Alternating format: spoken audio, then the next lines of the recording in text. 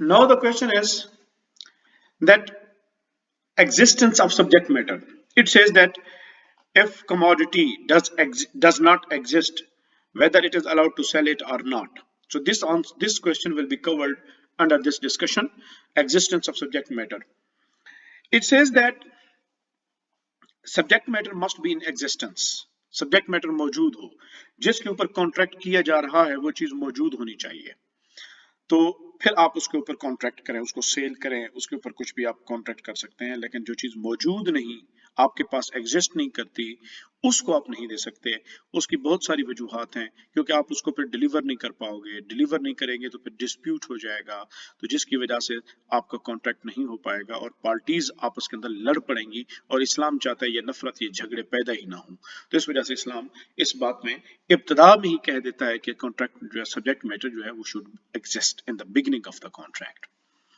So the subject matter should either be in actual existence at the time of contract, or it should be capable of being acquired and delivered to a prospective buyer in future. तो हाँ, ये possible है। वो कहते हैं कि मुमकिन है बाज़ औक़ात कोई चीज आपके पास उस वक्त मौजूद नहीं होती, लेकिन आपको ये अंदाजा होता है कि भी जनाब ये कल तक मेरे पास चीज पहुंच जाएगी, या ये चीज मेरी कल तक बनकर तैयार हो जाएगी, तो उस वक्त फिर आप अगर उसको सेल करना चाहते हो तो कर सकते हो। यानी आपके पास कैपेबिलिटी है कि should be capable of being acquired or delivered to prospective buyer in the future, तो आपको हो तो फिर उस सूरत में आप उसको सेल कर सकते हो। So transactions which involve an element of uncertainty, गरर, जिसके अंदर गरर पाया जाए, and risk with regard to the existence, उस चीज के मौजूद होने में शायबा हो कि वो चीज एग्जिस्ट करती है या नहीं करती, ये शक हो, and the acquisition of the subject matter, और ये भी शक हो कि पता नहीं वो मुझे दे भी सकेगा कि नहीं दे सकेगा कब्जे में, और फॉरबिडन इन इस्लामिक लॉ, अगर ऐसी सिचुएशन होगी चीज के अंदर कि वो एग्जिस्ट करने में उसके शक को शुबा है, पता नहीं वो पैदा भी हो सकती होगी कि नहीं होगी, वो चीज एक्वायर भी हो सकेगी कि नहीं हो सकेगी, अगर इस तरह की सिचुएशन, डूबियस सिचुएशन हो, डाउटफुल हो, then it is not allowed to sign the contract upon that subject matter. इसकी एग्जांपल्स के लिए ये नीचे आपको कुछ एग्जांपल्स दी गई हैं। For example, fruits on tree at the beginning of the season when their quality is yet to be established.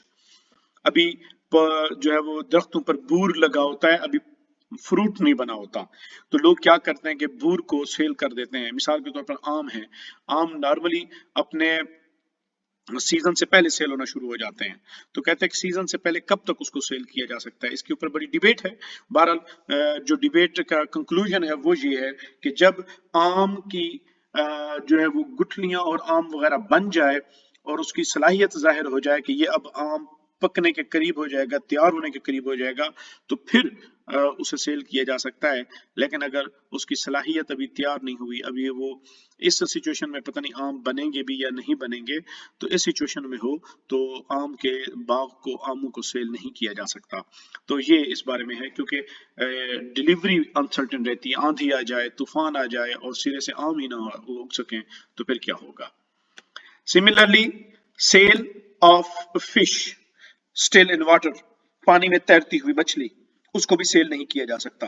क्यों? इसलिए कि भी अगर एक आदमी कहे कि भी मैंने आपको ये पानी में तैरती हुई मछली बेची 20,000 रुपए की, तो कहते हैं कि भी ये कॉन्ट्रैक्ट ही नहीं होगा, क्योंकि मछली वो जो सेल कर रहा है स्पेसिफाई हो जाएगी कि यही बेचे। अब पता नहीं है कि वो मछली को पकड़ पाएगा कि नहीं पकड़ पाएगा।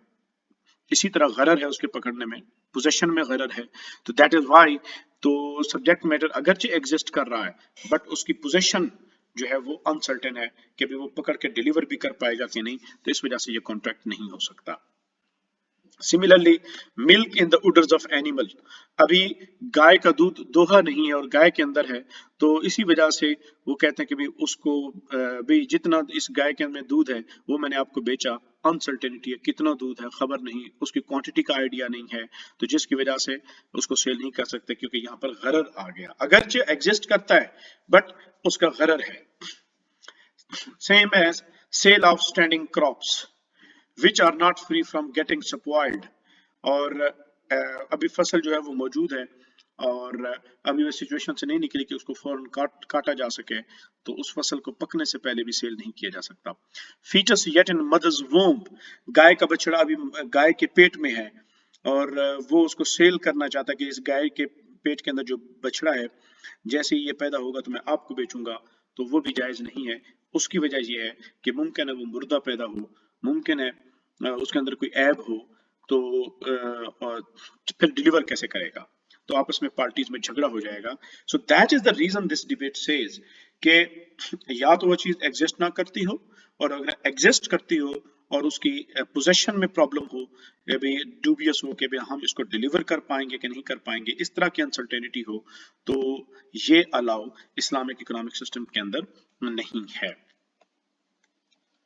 اس ڈیبیٹ کے بعد نارملی جو ڈسکشن آتی ہے وہ ہے اس حوالے سے کہ whether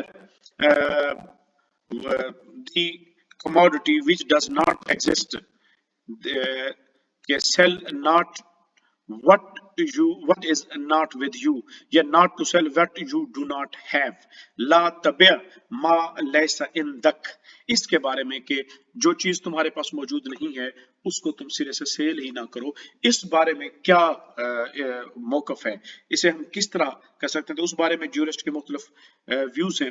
حنفیز are of the view that it means that what does not exist، وہ کہتے ہیں حضور صلی اللہ علیہ وسلم نے جو ارشاد فرمایا کہ what is not with you mean what does not possess exist، جو چیز ایگزسٹ نہیں کرتی اس سے مراد یہ ہے.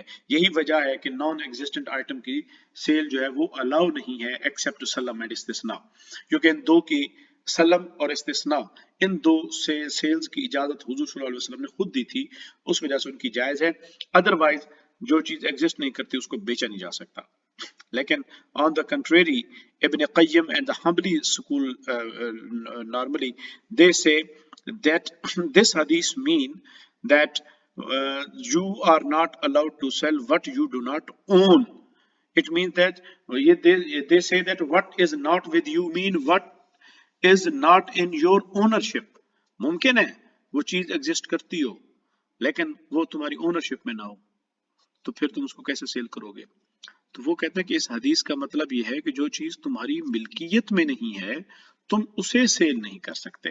تو اس وجہ سے وہ کہتے ہیں کہ what you do not own you cannot sell it. تو یہ دوسرا موقف ہے، کیونکہ بعض اوقات ایسا بھی ہوتا ہے چیز ایگزسٹ کر رہی ہوتی ہے پھر بھی آپ بیچ نہیں سکتے.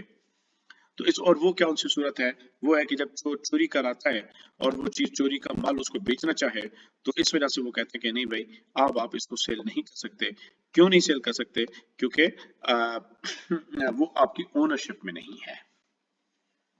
The third position of some ulama have taken on the interpretation of this hadith is that sale of what is not with you means sale of what is not present and seller is unable to deliver it. So this is the view of Ibn Taymiyyah and Maliki jurist al-Baji. They contend that the emphasis of hadith is on the seller's inability to deliver, which entails risk taking and uncertainty. If the hadith were to be taken on its face value, it would proscribe salam a variety of other sales, but is obviously not intended. So it is quite possible that the seller owns the object and yet is unable to deliver it, or that he possesses the object but does not own it. تو وہ کہتے ہیں کہ ممکن ہے چیز جو ہے وہ ایگزسٹ بھی کرتی ہو اور اس کی اونرشپ میں بھی ہو اور وہ ڈیلیور کرنے سے قاصر ہو، تو بھی کیا کہتے ہیں کہ یہ کانٹریکٹ نہیں ہو سکتا. تو ابن تیمیہ اور یہ جو ہے یہ موقف بیان کرتے ہیں. So this is the second point, that